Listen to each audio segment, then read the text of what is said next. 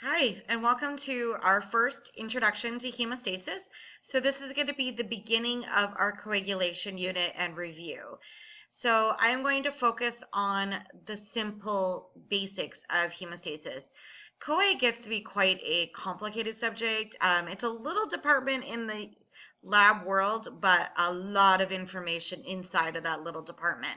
So I have found it works best with students when we just focus on the basics, keep it big picture, and I find by doing that students still succeed and are able to successfully answer questions on the board exam and understand what's actually happening in our bodies and why we are performing certain testing. So let's start with this intro chapter, PowerPoint, whatever you want to call it, and then we'll continue on our coag unit throughout the various weeks. All right, so hemostasis is just basically the act of keeping your blood liquid within your veins and arteries and preventing blood loss, preventing clots kind of deal, using clots when we need to, and then reestablishing the blood flow while it's healing, that kind of thing. So all of this acts together in a balance. And whenever our hemostatic system is out of balance, one of two situations are occurring. Either we have extra clotting happening, something called thrombosis, which is clotting, or we're bleeding out way more than we should, and that's hemorrhaging. So whenever the hemostatic system goes out of balance in one of the two directions, it's going to happen. All right, there are a lot of elements within hemostasis. Some of the more basic cellular type elements are going to be your platelets, of course. I mean, that's the entire role of platelets, or what we call thrombocytes, is blood clotting. Red cells do play a role here, neutrophils and monocytes, along with the vascular intima, which is just the blood vessel lining. So all of these will play a role in more of a primary hemostasis situation, which we're going to see right here on this slide. So there's actually two levels to hemostasis, primary and secondary. Primary is the first activation. It's typically smaller injuries. So your blood vessel lining, that vascular intima, is going to contract and seal the wound. Then you're going to have the platelets come along and help form a plug there. And that is primarily what's involved there. Then if we still need more control of the bleeding, if we still can't quite get it under control, then it will go into secondary, or sometimes secondary gets triggered directly if it's a large enough injury. And so this is where we have an actual fibrin clot, not just a platelet plug that we see in the primary, but an actual fibrin clot. And we get this by using our coagulation proteins. And so that's the majority of what we're going to discuss in this PowerPoint is all of these coagulation proteins. All right, so where the erythrocytes, monocytes, and neutrophils and all those come into play, because they did mention they have a role, erythrocytes are simply going to help add bulk and structure to clots. And then monocytes, neutrophils, lymphocytes all play a role with inflammatory processes. And then they can also help trigger more coagulation to occur when we need it. All right, so going to the coagulation factors. Now, we do call them factors, but essentially they're glycoproteins. And of course, just like all proteins in our body for the most part, they're made in the liver. So these are going to act in a kind of a pathway essentially to form a fibrin clot. That's the goal of the pathways, is to get to that clot to help us stop our bleeding. So we assign all these factors, these proteins, a Roman numeral. So if you're not familiar with your Roman numerals, kind of get familiar. That will help you out. I hate for somebody to get a question wrong just because they couldn't figure out the Roman numeral, what number that meant. For learning purposes, if it's easier, just write it in regular numbers for yourself. But eventually you're going to want to get familiar with the Roman numerals for the board purposes. So just a note here at the bottom, it says when one of these Roman numerals or factors become activated, we will put an A after it standing for activation. So I have here, for example, factor 7, and when we activate it, we put a little A afterwards telling us that's 7A. That's an activated factor 7. So here are all your coag factors. And of course, not only do we assign them Roman numerals, but they also have actual names. Healthcare, gotta love it. Loves to double name and triple name things sometimes, and it just, yeah, it can be confusing. I know. But you will want to be able to use these interchangeably. It will help you so much. I know in the board study guide book, there was a lot of times, just even a simple question like, which of the following is factor 2? and it was just a multiple choice on knowing what was the other name for factor 2.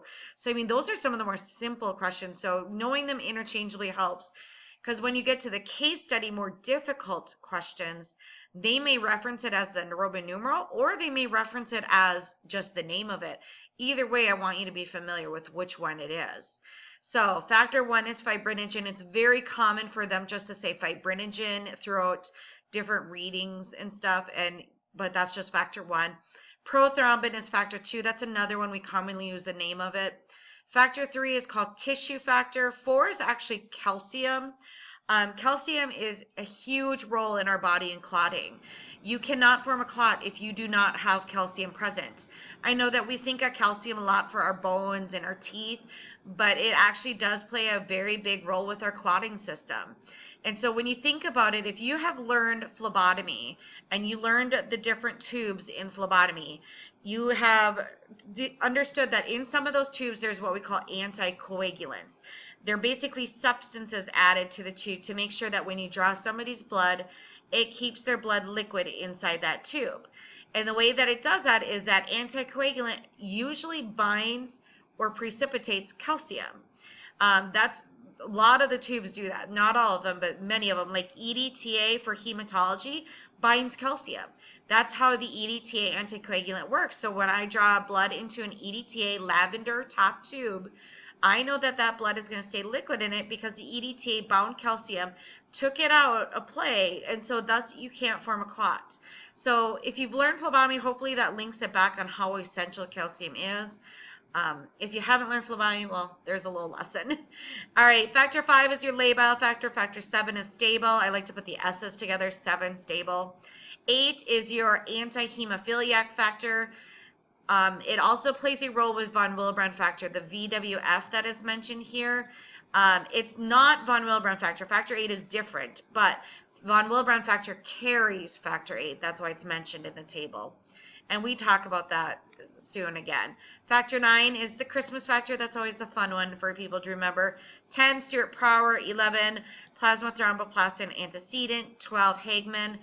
Then we have a couple that are not Roman numerals, so they're called prekallikrein, otherwise known as Fletcher, and then HMWK is the high molecular weight kininogen, is Fitzgerald. And then finally, factor 13 is fibrin stabilizing factor. The nice thing about factor 13 is it's actually named for what it does. That's truly what it does, is it stabilizes fibrin clot, and we'll see that soon. All right, now that we've covered those, these are kind of just like a memorization thing. Make flashcards, quiz yourself, and you'll get to know it pretty quickly. So with that being said, there are two main coag pathways that your body goes through. It can either go through the extrinsic pathway, which we also call the tissue factor pathway, or it will go through the intrinsic pathway. So let's start with the extrinsic. It's the shorter of the two.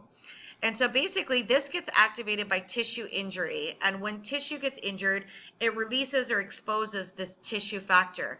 And remember, tissue factor was factor 3 on our charts. So upon tissue injury, factor 3 is released. And factor 3 will activate our first coag protein, factor 7.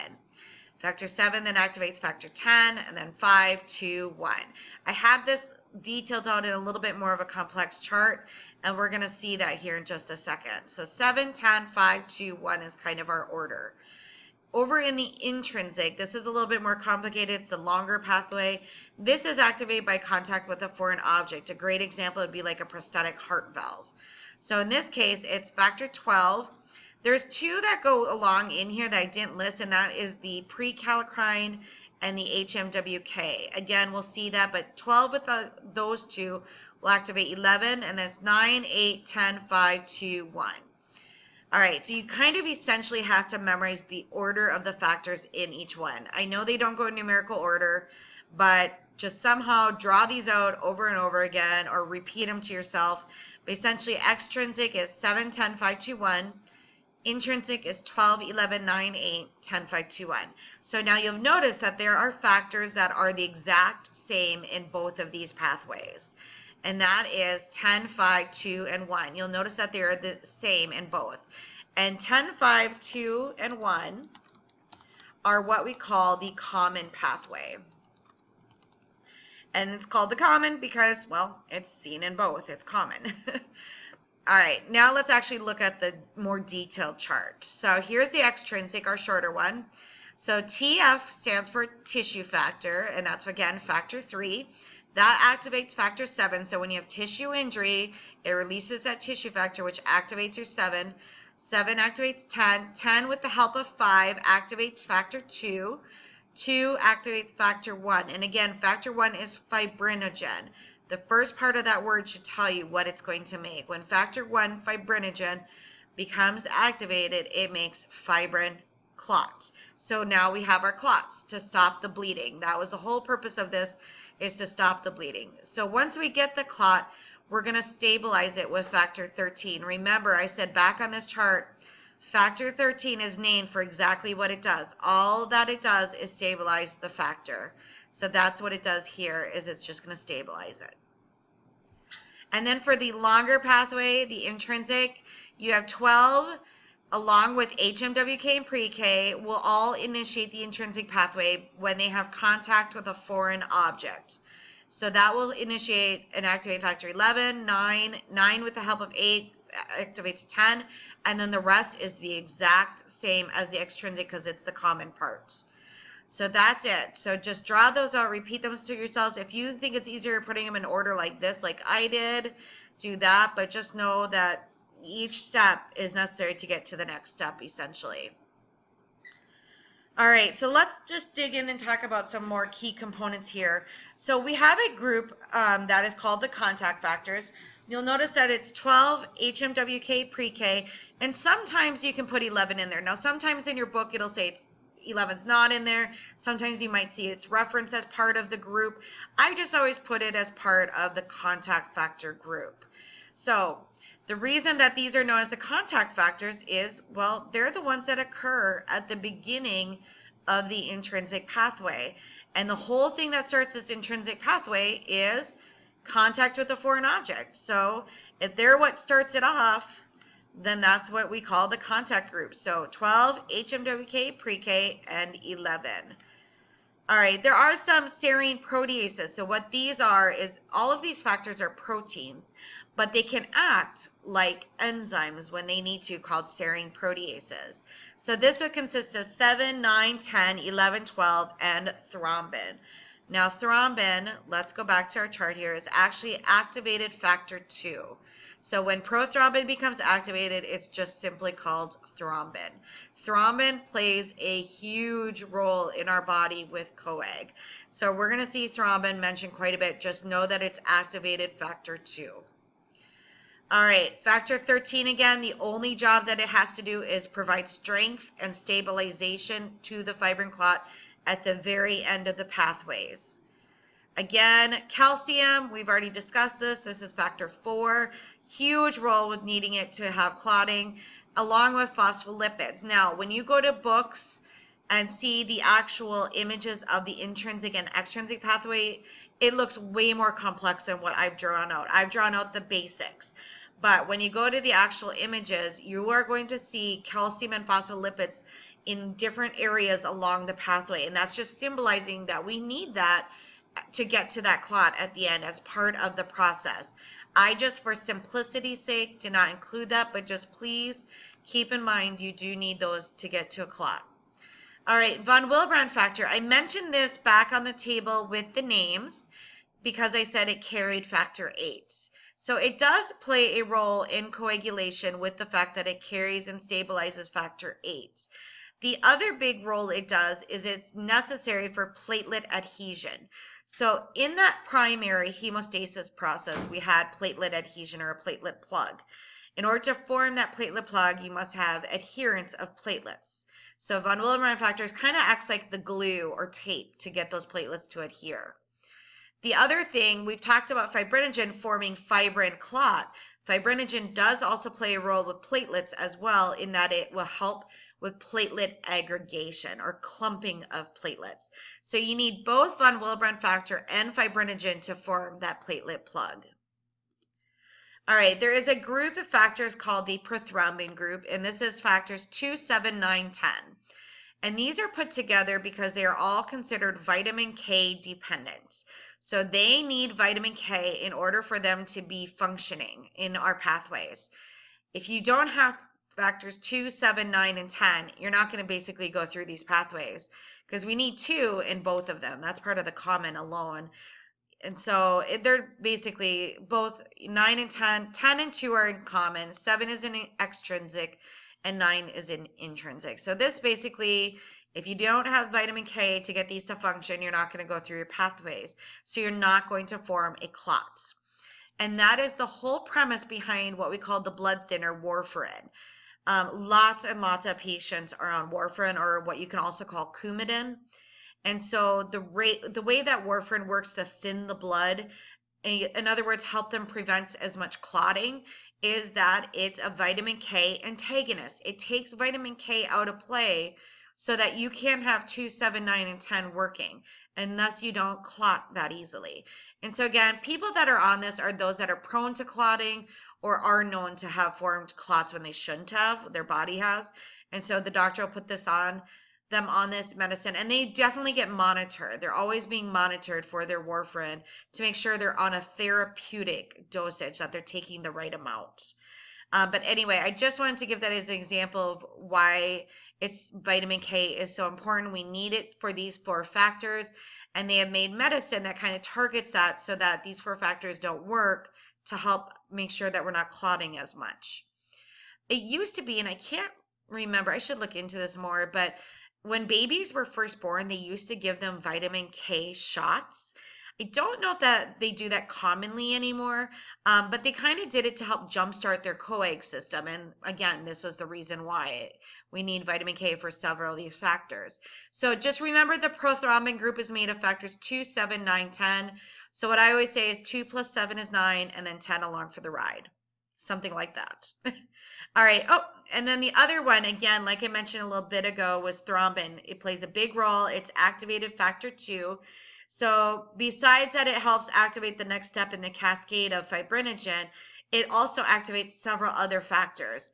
So it activates factors 5, 8, 11, and 13. So let's go back to one of our pathways. So you'll notice that 8 and 5 kind of sat over here on the side, and they were already activated. And you were probably thinking, well, how did they get activated? Nothing activated them. And that's because thrombin has activated them. We do have thrombin in your body already, and they have come along, activated 8, activated 5, activated 13, and they also help activate 11 up at the top there. I didn't mention that at the time, but they do. So remember that thrombin helps activate these 4. The other thing that thrombin will activate is when it binds with something that we call thrombomodulin, it will activate a protein called protein C.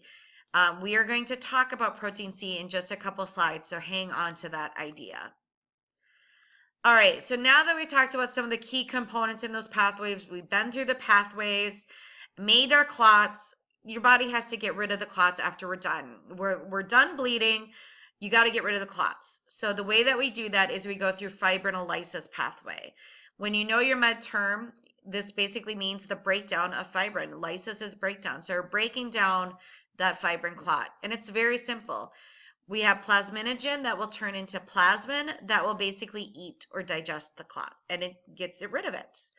Now, when it does this, it digests this clot, little pieces, or what we call fibrin degradation products, fall off of it. I always say it's like a cookie. When you go to eat a cookie, you get crumbs. And so fibrin degradation products are kind of like crumbs of that clot. And there's actually specific crumbs that we can use to look for, such as D-dimer. So D/D is one of those crumbs or fibrin degradation products. And so we have a test in the lab called D-dimer where we're looking for these. And if this is positive or we see high amounts of this, that tells us this person has a clot or clots. So D-dimer is always telling the physician there are clots present or a clot present. And so, like it says here, it is a marker for thrombosis, for clotting. Now, it is not going to tell you where in the body that clot is. It's not going to be like, oh, they have a clot in the right leg. It's just going to say they have a clot. And so the doctor, of course, is using lots of other things to go along with these test results.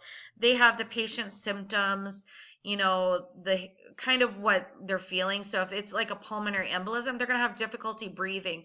They're going to do a chest x-ray. There's other pieces they're going to put together with this. But just know when you see a D-dimer ordered, it's because they're looking to see if a patient has a clot. Okay, now that we have formed clots, we've broken the clots down, we also need to regulate this system. We want to keep our coag system in balance. And so the way that we do this is we have inhibitors. And there are 3 main inhibitors mentioned here that help ensure that we are not overly clotting. I mean, once we jumpstart that pathway, it will keep going. Something has to turn it off. And so we have these inhibitors in place to say, hey, oh, we're done. We're turning you off. We're good. We don't need any more clots. So the very first one is called the tissue factor pathway inhibitor. And so all it works on is factor 7. So you'll notice by the name tissue factor pathway inhibitor, the pathway that was called that was the extrinsic pathway. And factor 7 is only found in the extrinsic tissue factor pathway. So the whole job of this inhibitor is just to simply inactivate factor 7. You inactivate factor 7, it stops the entire pathway. It doesn't keep going anymore. Protein C and S, here is the mention of that protein C again. Like I said earlier, thrombin, when binding to thrombomodulin, will activate protein C. When that happens, protein C will then bind with S and make this CS complex. They together will inactivate factors 5 and 8. Factor 5 is seen in both pathways. Factor 8 is in the intrinsic, so that will stop those pathways from occurring. Take those out of activation, you can't have your pathways occur. And then antithrombin, just the name should tell you it targets thrombin, so it doesn't let thrombin do its job. And we mentioned how big of a job thrombin has. I mean, thrombin activates just those 4 factors right there. If you take thrombin out, it can't activate any of those 4. That's a lot of factors. The other thing that antithrombin does is it also helps inactivate factors 9, 10, 11, and 12. So basically, a lot of factors are getting inactivated by antithrombin. So you're shutting down both pathways there. So again, inhibitors are all about regulation. Once we start our coag pathways and we start our clotting process, once we're done with the clots and we're good, we need to stop it. And that's why these are present, is to help keep that in balance. And so finally, when you put it all together, there is your picture. You've got your intrinsic pathway starting over here. You got like a contact, foreign contact, damaged surface, whatever it might be. Starts it here. You have a tissue factor extrinsic pathway starting with tissue injury, or what you can say trauma over here. They come together to make the common because they both finish the same way. So you see the common there. And then in red is your inhibitors and how they put a stop to these pathways. It looks super complex. That's why I saved this slide till the end. But it is truly amazing. Coag can seem so tricky, but when you break it back down to the basics, to me, it's so understandable. So hopefully this helped kind of give you a nice introduction, some background on some of these key players. And next week, we will continue the fun and just keep delving further into hemostasis.